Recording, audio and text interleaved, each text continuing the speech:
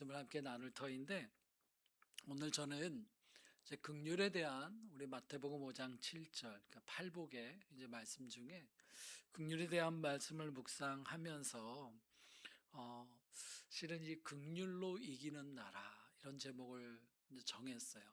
우리가 읽은 말씀은 긍휼히 여기는 자는 복이 있나니 저가 긍휼히 여김을 받을 것이다라고 그 의미가 포함돼서 그래서 우리는 긍휼로 이기는 하나님의 나라를 살아가는 사람들이다. 그 의미를 여러분과 함께 좀 나누고자 합니다.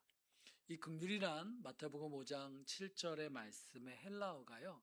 엘레오스라고 하는 단어예요. 여러분 이 단어가 여러분 주보에 그 노트에 제가 써드렸어요. 근데 이 엘레오스라고 하는 이 단어를 우리가 이해하기 위해서는 똑같은 우리 한글에는 긍휼 이게 개역 개정이에요. 오늘 말씀은 다 개역 개정. 근데 이게 저 세번역엔 자비 이렇게 번역된 이 단어의 이그 원어를 살펴보면 구약 성경에는 또 다른 두 가지의 언어를 쓰고 있어요. 하나는 헤세드라고 하는 거고 하나는 라함이라는 단어예요. 이 두 가지의 구약의 긍휼의 의미를 이해하면 이 엘레오레라고 하는 단어를 이해하고 근데 참 도움이 되겠다 싶습니다. 그래서 먼저 헤세드라는 단어, 이 긍휼의 의미를 함께 나누고자 합니다. 여러분 구약 성경에서 헤세드라고 하는 단어는 너무나 유명한 단어입니다. 긍휼이라고 하는 단어는 이 긍휼. 근데 이것은 그저 감정적인 긍휼만을 의미하는 것은 아니에요. 너무 불쌍해.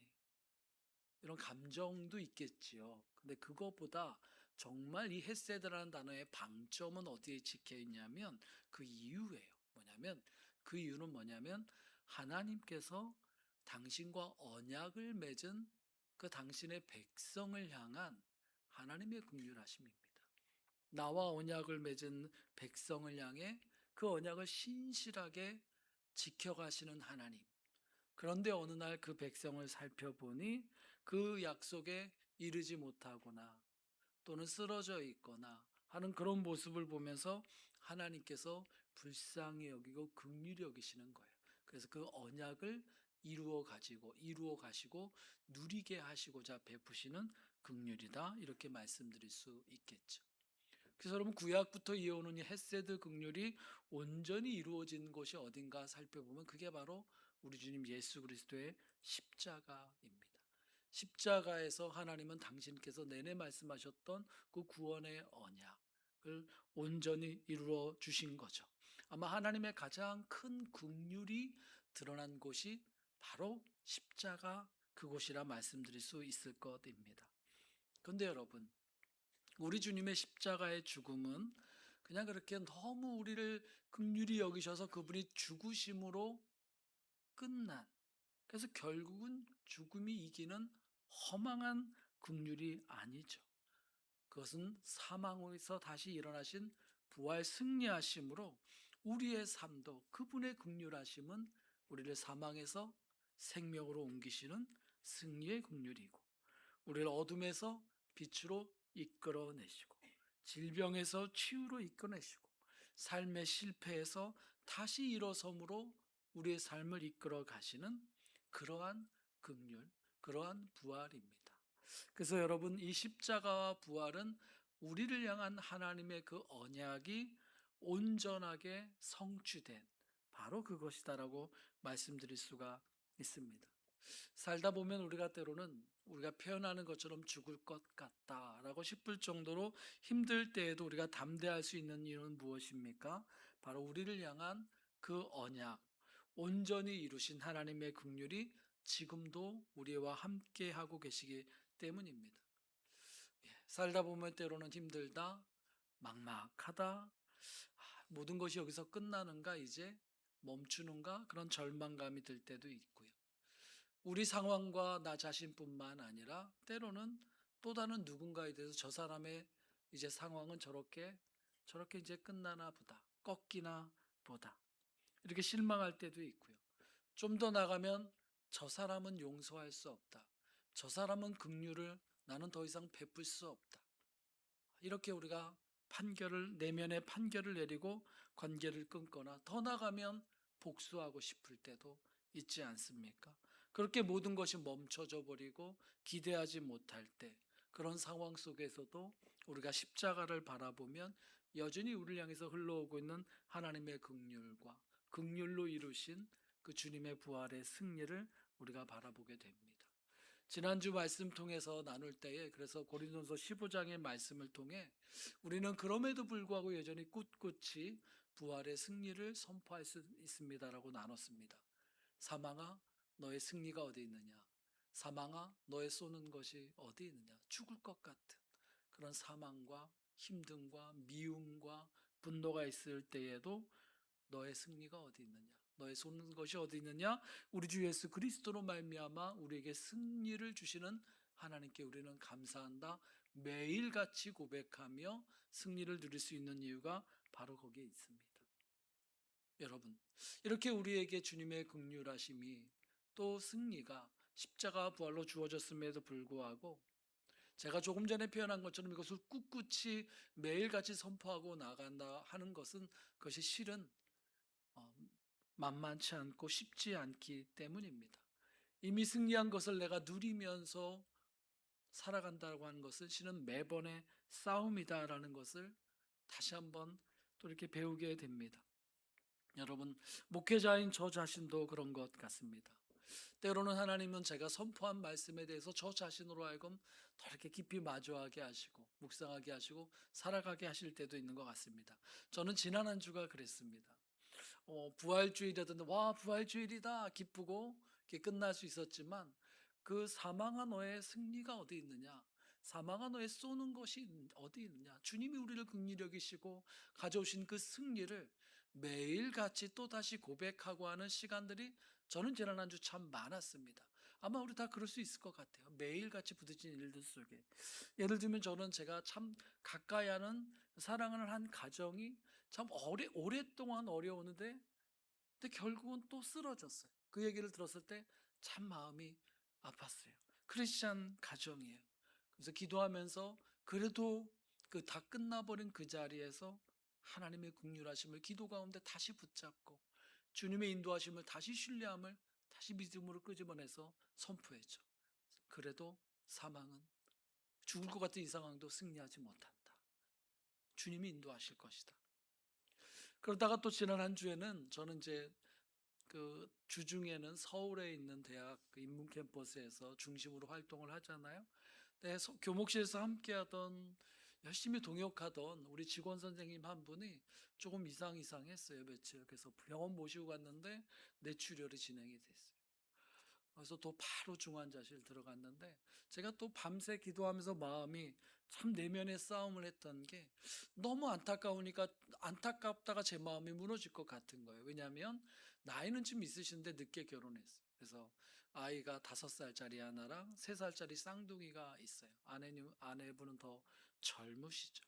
그런 상황을 생각해보고 그분 열심히 살던 것, 때로는 다 인정받지 못했지만 열심히 살았던 것 보면 그 상황 속에서 하나님 어떻게 바라봐야 될까 제가. 그러나 다시 기도하면서, 그러나 주님께서 거기에서도 당신의 긍휼하심을 베푸시고 주님께서 인도해 가실 것을, 그날은 정말 강권하면서 기도했어요.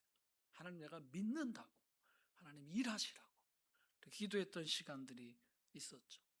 매일같이 캠퍼스에서 사역하다 보면 참 은혜로울 때도 있지만, 여전히 믿지 않는 많은 청년들을 바라볼 때 때로는 막막할 때도 참 많이 있어요. 어떻게 보면 우리 시대가 하나님을 찾고 기뻐하는 그리스도인들은 점점 더 숫자가 이렇게 줄어가고 소수가 되어가는 그런 상황들을 바라볼 때도, 그 속에서 희망을 놓지 않는 것, 우리 시대와 청년들을 향한 하나님의 긍휼하심을 또 붙잡고 기대하고 인정하고 하나님의 승리를 가져올 것을 또 붙잡는 이 매번의 싸움. 안 그러면 저도 그냥 일하고 살 수 있어요. 월급 받고 그냥 시키는 일 하면 되잖아요. 그게 아니잖아요. 그거 하려고 오는 건 아니지. 사역하는 건 아니라 하나님의 그 일이 이루어지시기를 여전히 놓지 않는 그 뿌리엔 하나님의 긍휼하심, 거기서 가져선 부활의 승리를 믿기 때문에 그 길을 걸어가는 거죠. 정직하게 주님 앞에 이 문제 갖고 꿋꿋하게 또 씨름하고 몸부림치면서 어떤 때 승리의 찬양도 부르지만 어떤 때는 그래도 묵묵하게 다짐하면서 걸어가게 되는 것 같습니다. 여러분, 하나님은 이 모든 것이 가능한 것은 하나님의 헤세드, 당신의 언약을 지키시는, 십자가에서 이미 완성하신 그 언약을 이 땅 가운데 이루어 가실 그 주님을 붙잡고 걸어가기 때문에 오늘의 자리가 그 믿음을 붙잡고 있는 한 어렵고 힘들고 죽을 것 같아도 소명의 자리가 되는 겁니다. 하나님의 약속의 자리가 되는 겁니다. 그리고 하나님은 거기에 당신의 언약을 이루시는 헤세드, 긍휼을 베푸시는 주님이십니다. 자, 근데 여러분, 두 번째, 또 한 가지 구약부터 이어오는 매우 중요한 긍휼의 의미가 있는데, 그 단어는 라함이라고 하는 단어입니다. 이 단어는요, 하나님의 마음에 가장 깊은 곳에서 솟아나는 깊은 감정이 담겨져 있는 주권적인 하나님의 긍휼, 이렇게 이야기할 수 있습니다. 이것이 어떤 의미인가를 좀 더 우리가 깊이 들여다볼 수 있는 하나의 사건이 출애굽기 32장 33장에 등장하고 있어서 잠시 그 사건을 살펴보려고 합니다. 여러분, 출애굽기를 읽어보시면 하나님은 이스라엘 백성을 애굽에, 이집트의 노예 생활에서 이끌어내시잖아요. 그리고 그들을 저 아라비아 반도 남쪽에 있는 시내산까지 인도하십니다. 그러니까 애굽을 나와서 시내산까지 3개월 동안 쭉 오죠. 쉽지 않은 길을 쭉 오게 됩니다. 그리고 거기에서 하나님은 감격스럽게 그 이스라엘 백성, 그 거대한 공동체, 한 민족을 이룬 그 공동체랑 언약을 맺으세요. 너는 나의 백성이다. 너희는, 나는 너의 하나님이다. 이게 출애굽기 19장에 나오지요. 그리고 나서 출애굽기 24장부터 보면 이제 하나님께서 이제 내가 이 백성과 어떻게 함께 언약을 맺었으니 함께 동행할 것인지, 함께 지내가고 함께 살아갈 것인지에 대해서 이제 모세에게 쭉 말씀해 주세요. 야, 이거 준비해야 돼. 내가 너희랑 함께 살 거야. 그걸 전해주기 위해서 모세를 시내산 저 위쪽으로 부르시죠. 거기서 40일 지내면서 이제 모세가 하나님께 쭉 이야기를 듣게 됩니다. 하나님은 당신의 백성과 함께 동행하며 살아갈 수 있는 가장 중심되는 장소인 성막에 대한 이야기를 하세요. 이제 거기에 백성들이 나와서 하나님께 예배 드리는 거죠. 오늘로 치면 예배고, 그 당시의 표현은 제사이겠죠. 때는 제사 드리며 죄도 고백하고 감사도 드리고 하나님께 간구도 하고, 그렇게 하나님을 만나는 예배의 장소인 성막에 대한 이야기를 하고, 그걸 어떻게 만들 것인지에 대한 얘기하고, 거기에는 어떤 기구들이 있어야 되고 어떤 방들을 만들어야 되고, 이런 얘기도 하십니다. 그러면서 그 이야기에 쭉 흘러갈 때는, 그런데 그렇게 하면서 너희가 나를 어떻게 섬겨야 되는지, 너희 사이에는 어떻게 지내야 되는지 십계명의 이야기를 돌판에서 새겨주시는 이야기까지, 이게 여러분 출애굽기 25장부터 31장까지의 쭉 이야기가 써 있습니다. 저는 이야기를 읽다 보면 어릴 때는 잘 몰랐는데 어느 날 보니까 이 이야기가 어떻게 들리냐면 이렇게 들려요. 흡사, 이제 막 결혼식을 한 신혼부부를 생각해 보세요. 이 신혼부부가, 우리 혜연자매, 이제 이제 집을 구해서 방을 꾸미는 것 같은 거예요. 함께 지낼 방을 어떻게 꾸밀까? 마당은 어떻게 할까? 무엇을 두고 있을까? 우리가 어떻게 좀 더 대화 나누고 만날 수 있을까? 이걸 쭉 만드는 거죠. 또 어떻게 지붕을 어떻게 할까? 뭐 이런 얘기예요. 근데 여러분, 이런 생각을 하지 않고 출애굽기 25장을 딱 피면 여러분, 많은 분들이 졸거나 시험에 듭니다.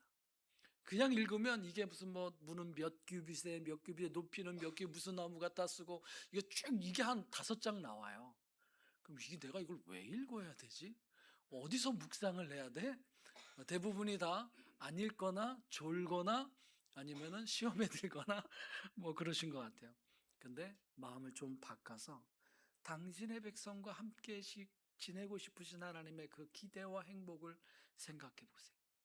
청색, 홍색실로 이렇게 천을 만들어서 지붕을 덮고 이런 얘기가 쭉 나온 걸 보게 됩니다.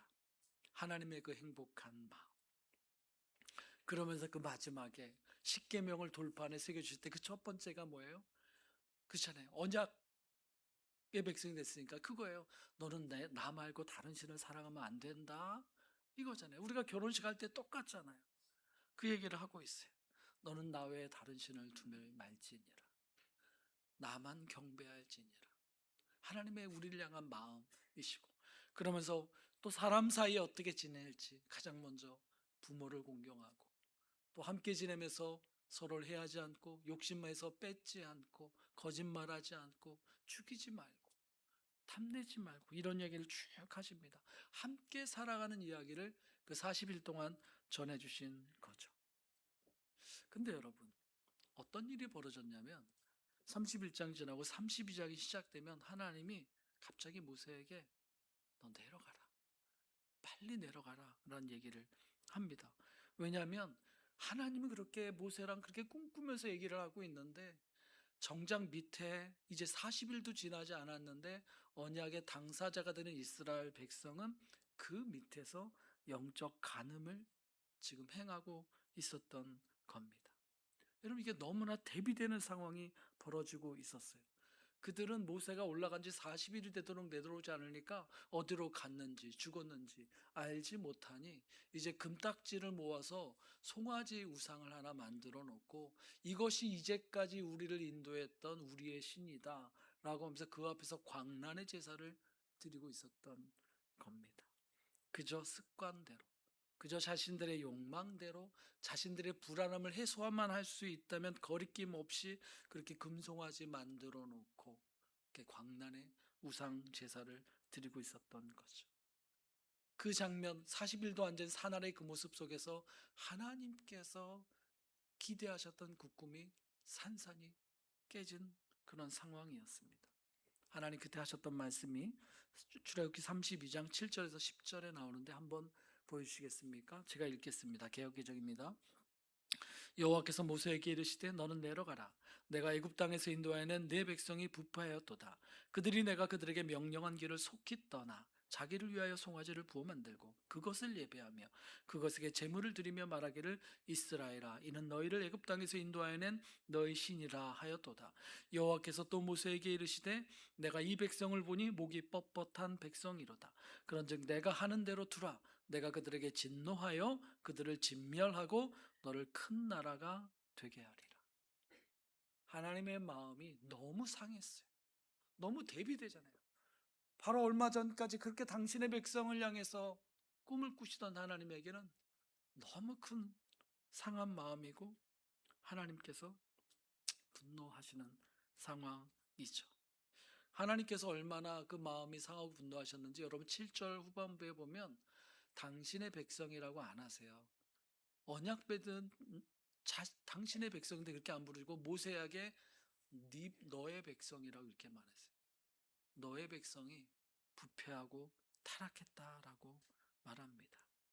음란하게 그 언약을 깨뜨려 버렸기 때문입니다. 그 신실한 하나님의 언약을 향한 배신이고요. 아니, 언약의 관점이 아니어도 일반적인 공의의 기준으로 봤을 때도 받아들일 수 없는 일이지 않습니까? 하나님은 모세에게 말씀하세요. 내가 그들을 진멸하겠다. 그리고 너 모세, 너로부터 내가 다시 시작하겠다라고 이렇게 말씀하세요. 여러분, 이때 모세가 참 중요한 겁니다.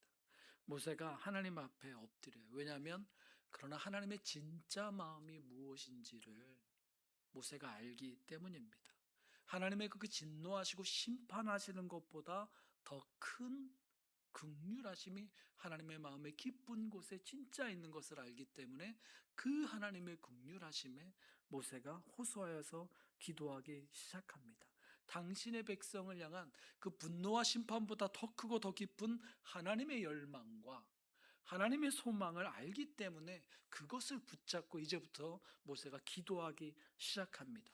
출애굽기 32장 11절과 11절에 13절 말씀 한번 보여주시겠습니다. 제가 읽겠습니다. 모세가 그의 하나님 여호와께 구하여 이르되 여호와여, 어찌하여 그 큰 권능과 강한 손으로 애굽 땅에서 인도해 내신 주의 백성에게 진노하시나이까?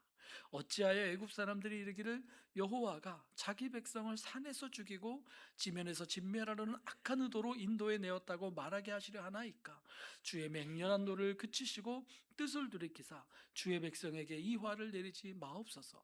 주의 종 아브라함과 이삭과 이스라엘을 기억하소서. 주께서 그들을 위하여 주를 가리켜 맹세하여 이르시기를 내가 너희의 자손을 하늘의 별처럼 많게 하고 내가 허락한 이 온 땅을 너희 자손에게 주어 영원한 기업이 되게 하리라 하셨나이다. 예, 모세는 이 하나님 붙잡고 당신께서 이끌어내신 당신의 백성. 그러니까 모세에게 네 백성이라고 하지만 다시 당신의 백성 아닙니까? 이 세상 가운데 당신의 손길을 드러내셨던 당신의 백성 아니십니까? 그 백성을 향해 맹세까지 하시면서 여기까지 인도하지 않으셨습니까? 하나님의 공의의 기준으로 보면 마땅히 멸망당해야 되게 마땅하지만 그 언약을 깨뜨렸지만 그 심판과 멸하심보다 하나님의 그 긍휼하심을 더 붙잡고 기도하고 있는 모세를 보게 됩니다. 이 모세의 간절한 기도에 하나님이 응답하세요. 첫 번째 응답. 출애굽기 32장 12절 여호와께서 뜻을 돌이키사 말씀하신 화를 그 백성에게 내리지 아니하시니라. 우선은 그 화를 멈추셨어요. 그래서 이제 모세가 그 두 돌판을 들고 밑으로 내려왔습니다. 근데 여러분, 아직까지 모세는 어떤 광경이 벌어지는지를 아직 보지는 못했었어요. 하나님이 보신 거잖아요. 아직까지 보지 못하고 내려왔다가 그걸 봤을 때 거기서 모세의 분노가 터져요. 그리고 진짜 봤을 때, 직접 봤을 때. 저는 이 말씀 보면서 이렇게 표현했어요. 모세의 입장을 제 표현으로 표현한다면, 와, 내가 이걸 하나님께 참아달라고 한 거였구나. 내가 이걸 하나님께 참아달라고 내가 그 기도를 드렸던 거였구나. 이 말씀. 이렇게 난장판이죠. 불의와 음란과 그리고 부패로 가득 차 있는 모습이었어요. 어떻게 그렇게 하나님과의 거룩한 언약을 맺고 이렇게 속히 하나님 이렇게 속히 떠나버릴 수 있단 말인가? 여러분 모세는 결국 본인은 참지 못해서 두 돌판을 던져버리고 깨트려 버립니다. 그리고 나중에는 이 두 돌판을 다 갈아가지고 물에 타서 백성들 다 마시게 해버립니다. 돌을 갈아버린 물을 마시게 자격도 없는 이 계명을 받을 자격도 없는 사람들인 거죠. 그리고 나서 외치죠. 여전히 여호와 편에 서겠다고 하는 사람들은 나와라. 나오지 않는 사람들은 레위 자손 시켜서요. 그게 형제든 그게 친구든 그게 이웃이든 다 칼로 쳐서 멸해버리고 말았습니다. 그 끔찍한 상황이. 그리고 나서 모세의 다음 기도가 드려져요. 그 다음 기도는 회개예요. 회개. 보고 나니까 회개가 안 나올 수 없는 거예요. 산 위에서는 하나님 붙잡느라고 온통 마음 거기에 썼는데 내려와서 현실을 보니까 이거 긍휼을 구할 수나 있을까 모르겠네. 근데 여러분 모세가 한 번 더 나가요. 하나님께. 진짜 애통하고 통곡하면서 하나님 정말 자격 없는 자들인데 하나님 긍휼히 여겨주셔서 이 죄를 사해 주십시오. 정말 진멸받아 마땅하지만 하나님 긍휼히 여겨주십시오. 그러면서 모세가 그때 이렇게 기도해요. 하나님 그렇게 하지 않으시면 하나님의 책에서 내 이름을 지워주십시오. 당신의 영혼을 걸고 모세가 기도를 해요. 하나님 내 이름을 당신의 생명책에서 지우시든지 아니면 자격 없는 이 백성이지만 용서해 주십시오. 라고 하나님의 긍휼을 구합니다. 하나님이 모세의 두 번째 기도를 듣고 하나님이 이제 두 번째 응답이 나오죠. 이렇게 말씀하세요. 너는 가서 내가 약속한 땅으로 너의 백성을 이제 데리고 가라. 그 약속한 땅을 얻게 해주겠다. 그리고 그 가는 길에 너희를 인도하고 지키도록 내 사자를 너희 앞서 보내겠다. 근데 여러분 그 다음 말이 중요해요. 뭐라고 하죠? 그런데 나는 그들과 함께 가지 않겠다. 하나님 그러세요. 나는 그들과 함께 가지 않겠다. 왜냐하면 그들은 목이 곧은 백성이어서 가는 길에 이러한 모습이 또 일어날 건데 그분의 공의하신 하나님이기 때문에 내가 그들을 진멸할 것 같다. 너희는 그러니까 진멸할 것 같다 내가. 난 너희와 같이 가지 않겠다. 라고 하십니다. 약속의 땅은 주신다고 하시지만 함께 가지는 않으시겠다. 여러분, 이게 뭡니까? 하나님의 임재가 없는 겁니다. 하나님의 임재가 없다는 것이 뭐가 없는 걸까요? 앞서 말씀드린 하나님께서 시내산 위에서 당신의 백성을 향해 꿈꾸셨던 그 성막을 지으시고 날마다 그들과 함께 동행하고 그들과 만나고 그들의 삶에 함께 하시는 그 하나님의 꿈꾸셨던 그 임재는 없는 거예요. 하나님의 꿈은 없는 거예요. 여러분, 그때 모세가 다시 한번 또 엎드립니다. 그리고 다시 한번 세 번째 기도를 지죠. 출애굽기 33장 12절 13절에 그런 이렇게 기도합니다. 한번 띄워주십시오.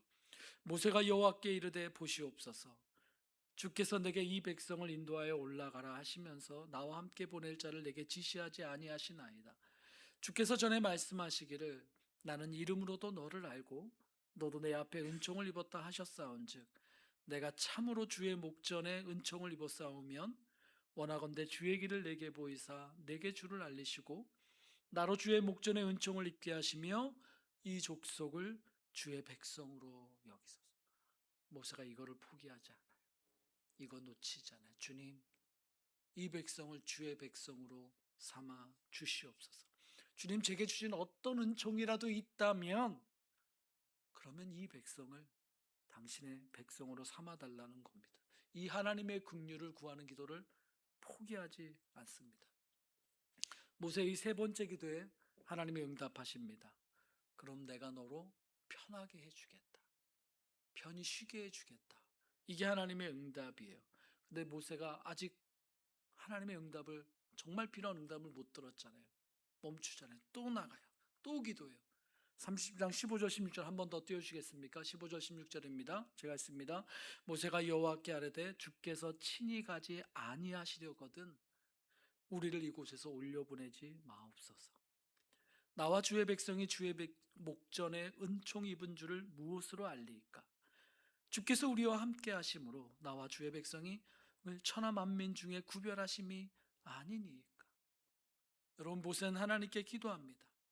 주님 함께 가지 않으신다면 그 약속의 땅 거기 올려보내지 마십시오. 주님 함께 가지 않을 거라면 우리 그냥 여기 두십시오. 주님 계신 여기에 그냥 이게 광야잖아요.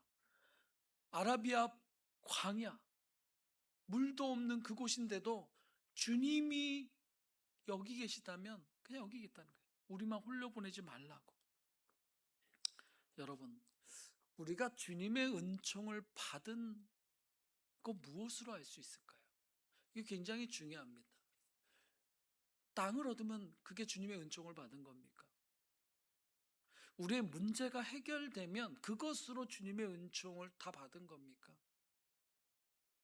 근데 거기 하나님이 안 계시면, 하나님의 임재가 없고 하나님의 동행함이 없이 문제만 해결되고 땅만 얻는 것, 모세는 그거를 구하지 않습니다.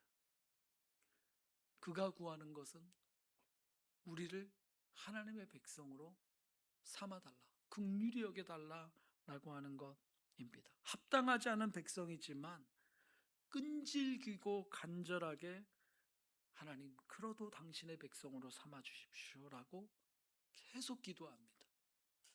여러분, 그때 하나님의 이제 마지막 대답이 33장 17절에 나옵니다. 한번 띄워주시겠습니까? 여호와께서 모세에게 이르시되 네가 말하는 이 일도 내가 하리니 너는 내 목전에 은총을 입었고 내가 이름으로 너를 알미니라. 하나님께서 그래, 그 모세의 끈질긴 기도에 내가 그것도 하겠다라고 답을 하세요. 그 답을 듣고 나서야 모세가 기도가 바뀌죠. 하나님, 제게 당신의 영광을 보여주옵소서 라고 기도합니다. 자, 하나님, 모세의 이 기도에 당신의 영광을 보여주십시오라고 모세의 마지막 기도에 하나님이 답하신 답이, 여러분 오늘 우리가 본문을 읽은 출애굽기 33장 19절 거기에 긍휼이라는 단어가 나옵니다. 우리 19절 말씀 한번 띄워주시고요, 같이 한번 읽어보겠습니다. 여호와께서 이르시되 내가 내 모든 선한 것을 내 앞으로 지나가게 하고 또 여호와의 이름을 내 앞에 선포하리라.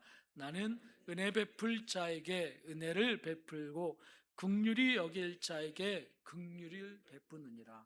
아멘.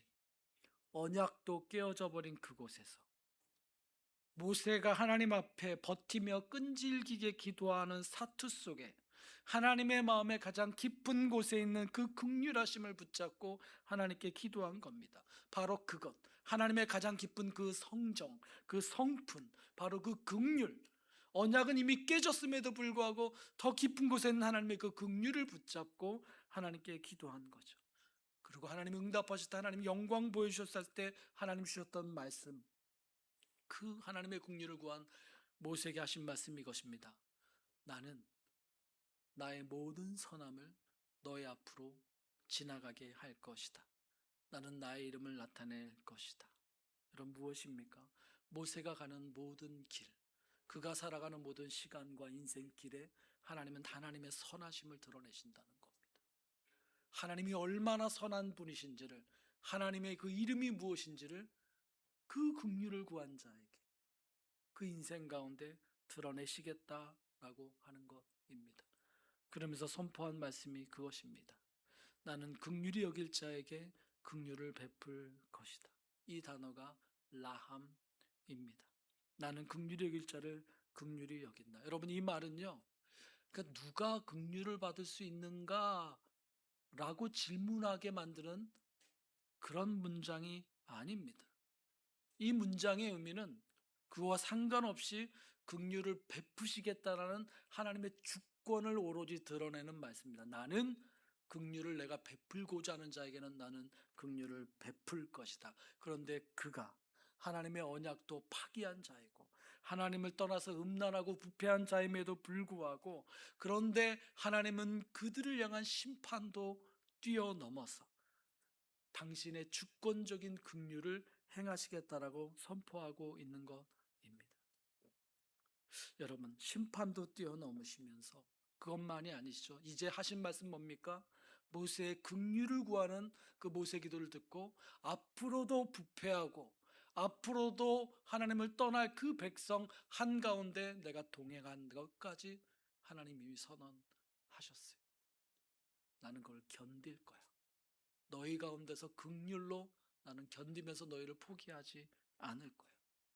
긍휼 받을 수 없는 존재이지만 나는 너에게 긍휼을 베풀 거야 라는 마땅히 심판에 드는 공의의 하나님이 공의보다 심판보다 더 크신 긍휼을 주권적으로 선언하고 있는 것, 그것이 라함입니다. 여러분과 제가 오늘 함께 읽은 마태복음 5장 7절의 이 긍휼이라고 하는 단어, 헬라어로 엘레오스라고 하는 이 단어는 여러분에게 말씀드린 헤세드와 라함 두 가지 의미가 함께 들어있는 그런 긍휼을 의미하고 있습니다. 당신의 언약을 끝까지 이루신 십자가의 그 긍휼뿐만 아니라 그 하나님의 언약을 파기하고 떠나버렸던, 아니 그 하나님을 알지도 못하는 자까지 포함하는 하나님의 주권적인 긍휼 라함도 포함하는 바로 그것이 엘레올의 긍휼입니다. 그러면서 주님 우리에게 말씀하십니다. 긍휼히 여기는 자가 복이 있을 것이다. 여러분, 여기서 긍휼히 여기는 자는 누구입니까? 이미 하나님으로부터 그 긍휼을 경험한 사람들이, 하나님께 그 말도 안 되는 긍휼을 이미 얻은 자들이에요. 그 언약의 긍휼을 얻은 자이고 때로는 거기에 합당하지 않은 존재임에도 하나님의 그 긍휼히 여기신 사랑을 받은 자들, 그들은 어떻게 사는 사람들인가? 그들도 긍휼히 여기면서 사는 것입니다. 당연히 내가 그 긍휼을 받았기 때문에 이제는 더 이상 안 될 것 같아. 이런 상황은 하나님께서 이미 다 판결해 버리신 것 같아. 더 이상 답은 없는 것 같아. 저 사람은 더 이상 안 될 것 같아. 용서할 수 없을 것 같아. 우리의 내면의 판결로 끝내버리고 관계도 끊고 또는 분노해서 복수를 갖고 싶어하는 그 모든 상황을 향해서 주님이 이제 우리에게 말씀하십니다. 긍휼을 받은 우리가 긍휼히 여기는 자가 복이 있고, 당연히 심판받고 거기서 끝나고 더 이상 길이 없는 그들을 위해서 여전히 긍휼을 구하고 하나님의 긍휼을 붙잡고 끝까지 끈질기게 구하는 그들에게 나는 그들의 인생 가운데 나의 모든 선함을 그들 앞에 지나가게 할 것이다. 그들의 인생 가운데 당신의 선함을 드러낼 것이다. 여호와의 영광의 이름을 드러낼 것이다. 하나님 그렇게 말씀하고 있습니다. 그것이 복입니다. 그들의 긍휼을 얻게 될 것입니다. 오늘 성경은 야고보서 2장 12절 13절에 이 긍휼히 여기는 것은 마지막 심판대 앞에 섰을 때 우리로 자랑하게 할 것이라고 말하고 있습니다. 우리가 긍휼을 받아 자유롭게 된 우리라면, 우리도 우리의 사랑하는 형제를 이 세상을 바라보면서 긍휼히 살아간다면 언젠가 주님 앞에 섰을 때 나도 갚아줄 수 있었고, 나도 미워할 수 있었고, 나도 거기서 멈출 수 있는데 거기서 멈추지 않고 하나님의 긍휼을 구했습니다. 하나님의 긍휼을 베풀었습니다. 그때 하나님 앞에 자랑할 거라는 거예요. 우리 주님이 긍휼히 여기심으로 부활 승리하시고 하나님 앞에 영광을 얻으시는 것처럼 그렇게 긍휼히 여기며 살아가는 그들을 향해서 그때에 자랑하게 하실 거라는 겁니다. 여러분, 죽을 것 같아요. 기대할 상황이 없어요. 막막해요. 이 사람은 기대할 만한 사람이 되지 못해요. 그렇게 멈추는 것이 아니라 내적인 판결을 내려버려 끝내는 것이 아니라 하나님의 긍휼을 구하는 사람들이 되시기를 바랍니다. 여러분, 지금도 한 거대한 나라는 명분이 불분명한 미사일을 쏘고 전쟁을 시작해서 세계를 뒤흔들고 있습니다. 그런가 하면 공격을 받은 그 나라는 자유를 외치는 자신의 국민들 수만 명을 잔인하게 살인한 나라이기도 합니다. 여러분이 이 모든 행위를 생각하면 그 치러야 될 대가가 심판이 적지 않을 것 같습니다. 온 살기가 함께 치러야 될 대가도 적지 않을 것 같습니다. 그 나라가 하나님의 언약 안에 있는 나라이건, 또 다른 나라가 하나님 언약 밖에 있는 나라이건, 이 세계가 모두 하나님의 긍휼히 여기심이 필요한 때입니다. 모든 것이 다 막혀있는 것 같은 이 때에 심판의 선언만 남발하는 것이 아니라 하나님의 긍휼을 구하는 자들이 필요합니다. 이 세계를 향해 하나님의 긍휼을 끝까지 붙잡는 자들이 필요한 때입니다. 사랑하는 여러분, 주님은 선언하세요. 긍휼히 여기는 자가 긍휼히 여김을 받을 것이다. 여러분 자신의 삶과 상황과 이웃의 누군가 또는 이 세계를 향해서도 그래도 긍휼히 여기시는 그 하나님의 끝까지 붙잡고 기도하여 하나님의 긍휼을 이 땅에 가져오시는 긍휼의 사람 되시기를, 긍휼로 이기시는 사람들 그리스도인 되시기를 주님의 이름으로 축원합니다. 함께 기도합시다.